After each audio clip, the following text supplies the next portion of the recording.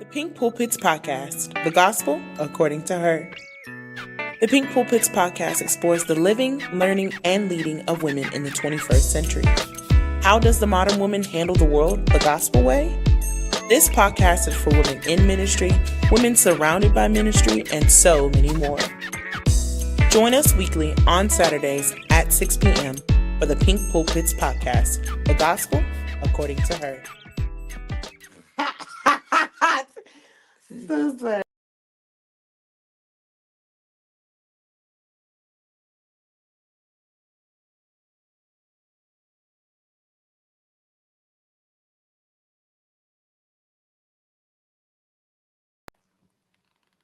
Hey everyone, welcome back to another episode of the Pink Pulpit Podcast, where we talk about life's gospel. You know, I have a girlfriend that says real, raw, and relevant. And this is for women by women who are serious about real life change, whether you're in the marketplace, ministry, or mentoring. It really is the gospel according to her.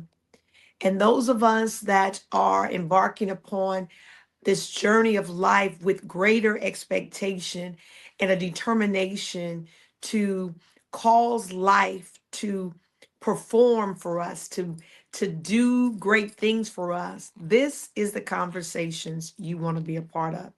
This is kind of like a great environment and energy for you to be able to tap into some ways of looking at things, operating differently, but really change your approach or change the way that you're thinking so that you can really have that way in that pulpit that you desire. Today, we're going to be stepping into this year with a new mindset. We've been talking about it, right? And I want to really talk to you about, because this whole nuance of the days of apologizing for being who God created you to be are over. No more shrinking, no more striving to fit into societal modes that were never made for you. This is your season to live in your originality, flaws and all, and let nothing hold you back. So I want you to grab a piece of paper, your journal, get comfortable, and let's dive into this conversation today. Loving you without apologies. Loving you without apologies. I always tell this story about the butterfly that struggled to emerge from its cocoon. A well-meaning observer of just the nature of things. I don't like nature, but I like to observe nature. I saw a cocoon and a butterfly struggling, and I caught myself trying to help. I saw it kind of coming out, and so I decided to help by literally opening the cocoon and kind of making it easier for the butterfly to get out. But instead of soaring, the butterfly fell to the ground, unable to fly. I know. You said, why? Because the struggle was necessary for its wings to gain strength. I didn't know that at the time, but the struggle of pushing on the cocoon would give it the strength it would need to fly. And without it, the butterfly couldn't fulfill its purpose. Some of us have spent years trying to cut the cocoon, trying to fit into expectations, silencing our own personal voices, minimizing our gifts, and apologizing for our uniqueness. But can I tell you something? Your struggle has been necessary. Your wings were designed to fly. And this is the year you do it, and you do it without apology. I live this slogan in my life of being unapologetically me. And I really want to talk about loving you greater It's how you do the love fest with yourself without apology. You've got to understand that you are an original. You are not a copy. And so many of us die copies because we come into this life an original and we look around and we find people that we want to emulate and be like and want to become. And instead of kind of what we call gleaning from them, because I believe we ought to glean from one another. There's some great things about so many people that as I glean from them, it helps me to be better, helps me to be more astute, or helps me to be more of who I'm called to be. But instead of us doing it that way, we not glean, but we go get and gobble up who they are, and we become a copy of that person versus our own original. Let me say it again. You are your own originality. You are not a copy. Psalm 139 and 14 says, I will praise you, for I am fearfully and wonderfully made. Marvelous are your works that my soul knows very well. God made you on purpose, with purpose, and you are an original, not a cheap imitation of someone else's expectation. Stop trying to fit into places, into circles, or positions that require you to shrink. So many of us are a part of circles right now that we have shrunk down to the most smallest piece of who we are, and we're wondering why we're miserable. We're wondering why we are not existing at the level that we know we can be, but we are trying to fit into places that our originality can't dwell. And I don't know about you, but I was that chick. I know y'all saying, for real? Like, yes. And I did it not as big as some people do it, but I saw myself not just bowing down or being smaller, but not allowing my bigness to shine. It wasn't so much that I was shrinking, but I wouldn't be as big. I wouldn't be as loud. I wouldn't be me. I had a friend one time, and I really wouldn't say it a friend. It was like kind of my associate that I was becoming friends with said, "Ooh, you are so loud." And they would say it on multiple occasions, multiple times. And I didn't realize how much it was bothering me, but it was bothering me. And when I looked up, I saw myself being quieter and quieter and quieter. I didn't feel like I was shrinking back, but I was. I wasn't as loud. And then one day, I decided that's me. I'm loud. I am loud. I am loud. I am loud. I am loud. And I was apologizing for it, not with my mouth, but with my presentation, with who I was to be versus who I was actually operating as. So I want you to make a list of 5 things that make you unique spiritually, creatively, and personally. 5 things that make you unique. And then ask yourself, am I living fully in those? Am I really doing that? People say she's a lot. That's one of my unique qualities. I'm a lot. I'm extra. I'm over the top. And I don't apologize for it. That's my original being. That's my originality. That's who I am. That's how I was fearfully and wonderfully made. Loud, over the top, extra, extra, extra. Read all about her. That's me. And I want you to list your 5 things. Every morning, I want you to declare these words. And I had to do this to really get out of that stance of not being loud. I am God's masterpiece, and I do not have to fit in to be valuable. Can you say it with me? I am God's masterpiece, and I do not have to fit in to be valuable.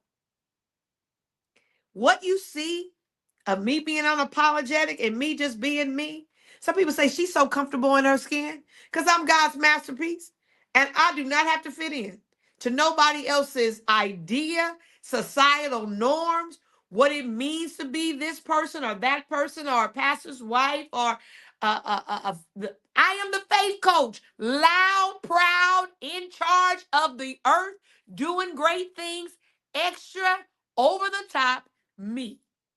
Can you list your 5 things? The next thing I want you to do is stop living up to mandates that are not your own. Galatians 1 and 10 says, "For I am now seeking the approval of man or of God. Or am I trying to please man? If I were still trying to please man, I would not be a servant of Christ."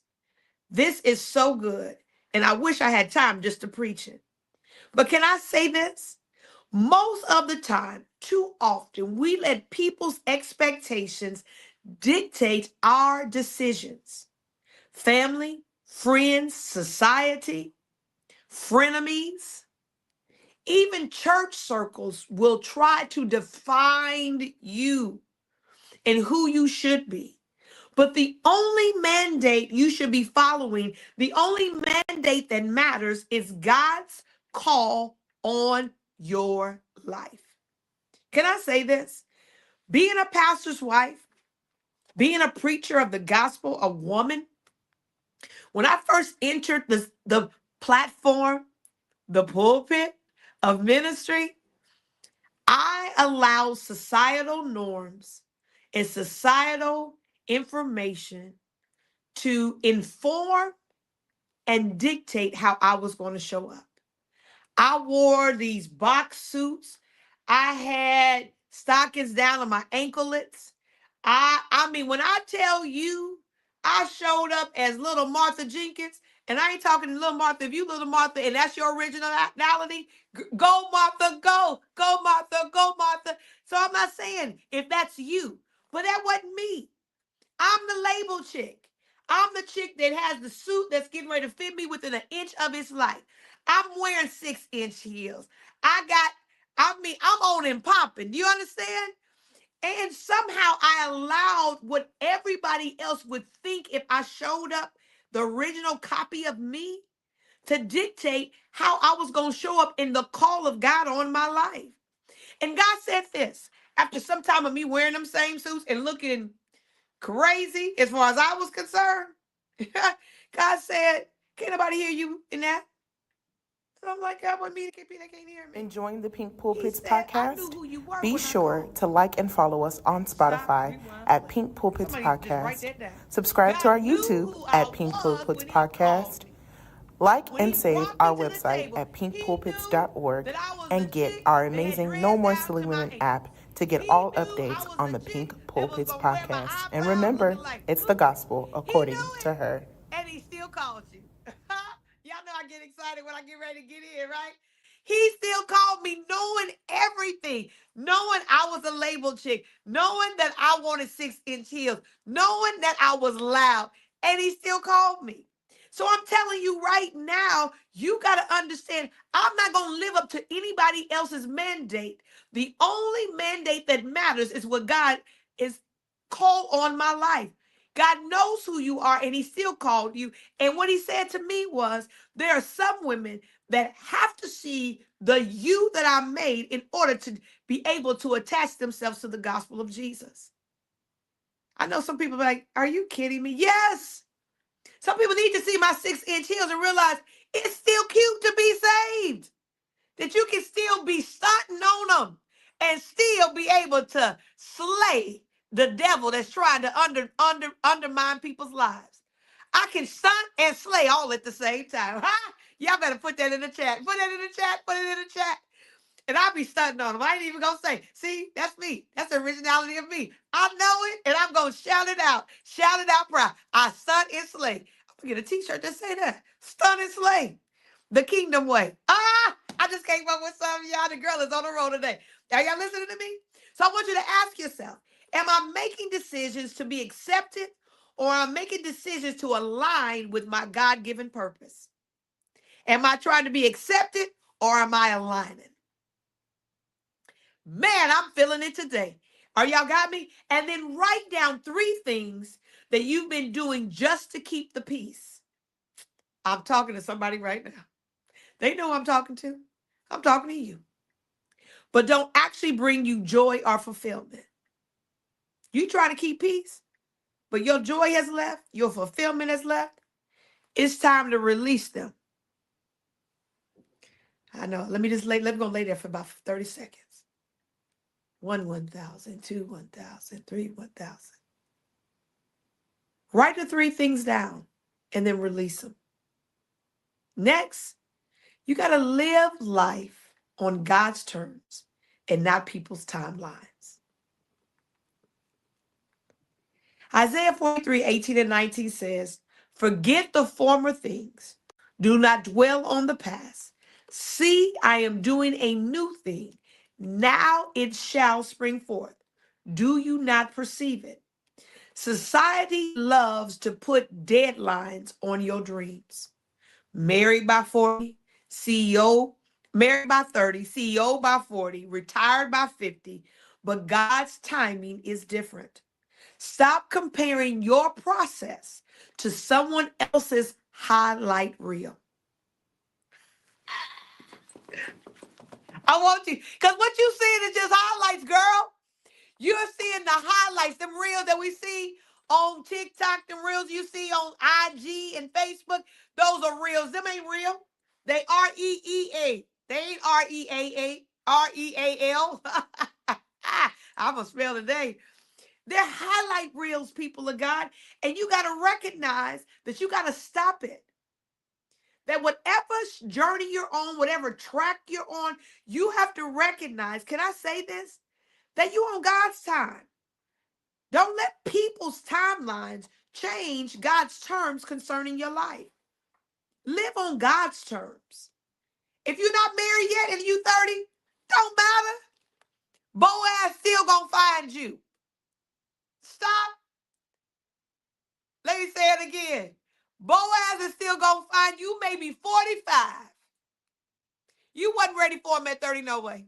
Can I talk to you about that? 45 was the good age.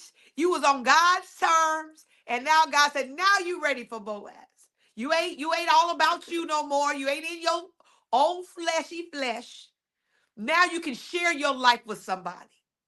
And God said, long life will he satisfy you. You got 120, girl. You all right. You got plenty of time. Keep it moving. Keep it going. You understand? If you want to be a CEO, if you want to own your own business, God's timing, God's terms are perfect. That's the terms you're living on. So let's do this. Write down every time you said, I should have been further along by now. I know. Can I say this? Y'all be getting all my business on this podcast, man. I used to say that all the time because I know what God has for me. And there were so many times in my life that I said, oh, I should be further than that. And I used to tell my mom that I'm like, oh, Mom, I feel like I should be further along than this. But I'm on God's terms. And God's obligated to make sure I show up the timing that I'm supposed to show up in. And if there's something that is impeding my progress, to show it to me so I can be disciplined enough to deal with it and get it dealt with. Are y'all listening to me?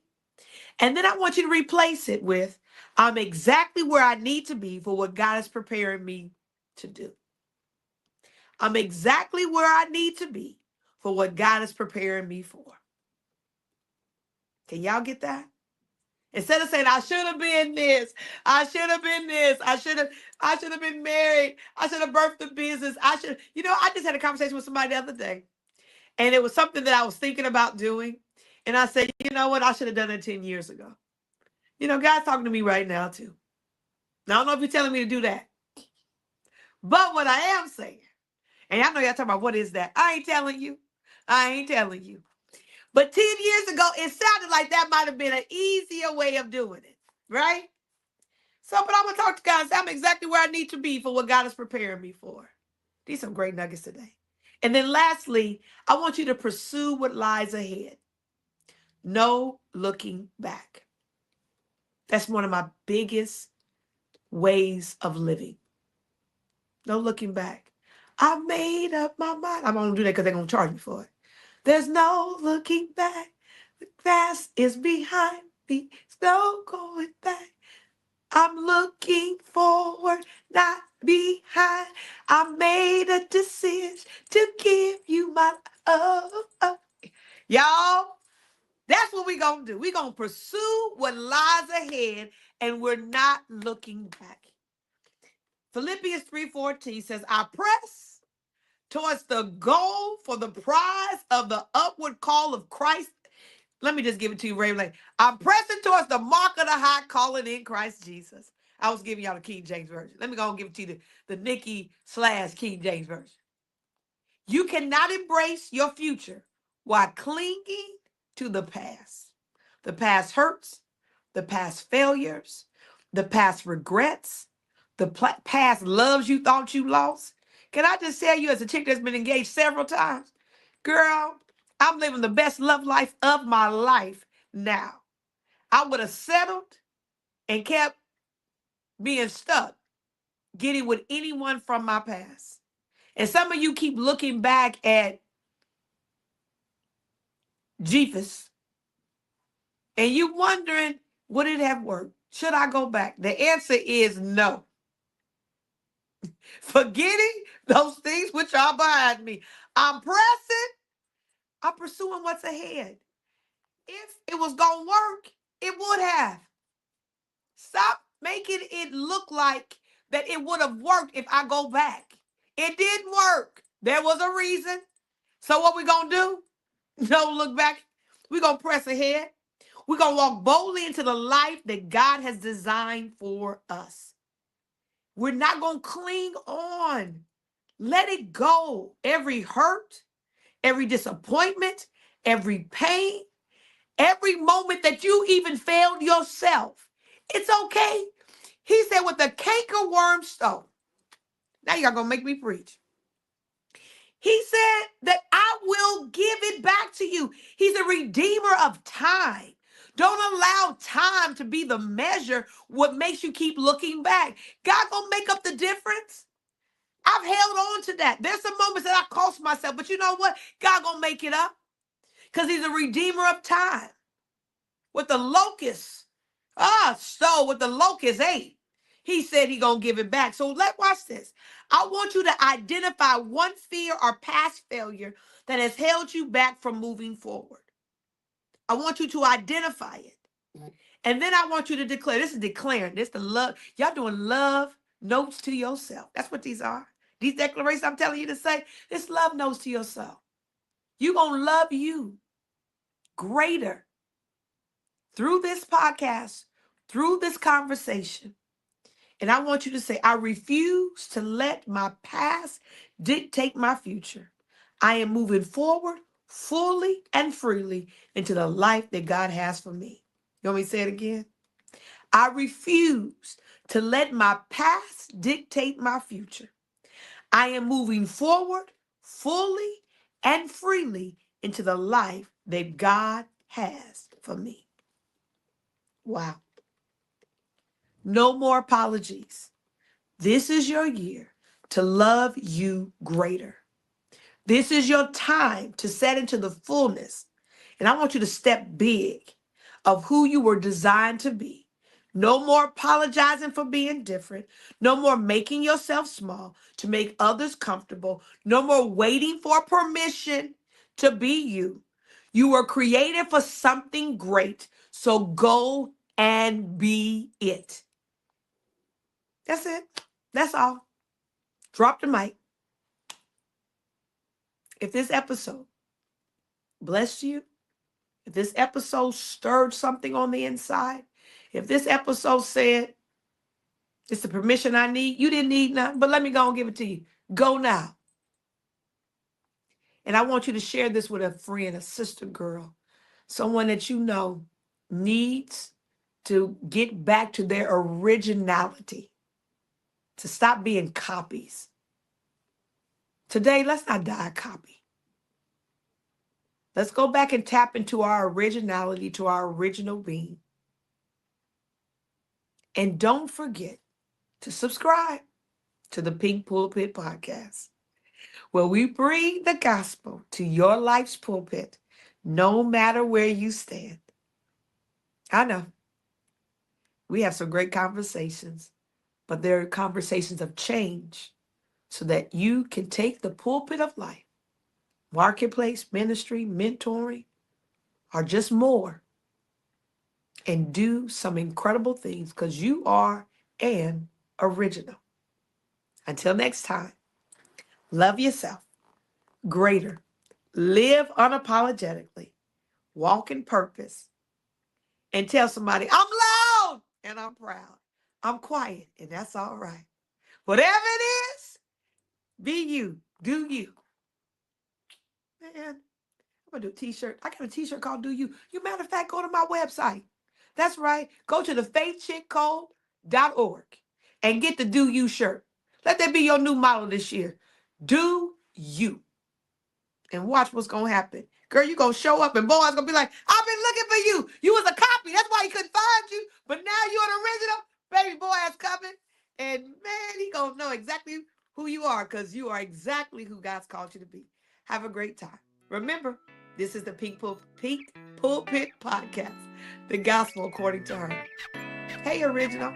I'll see you next time.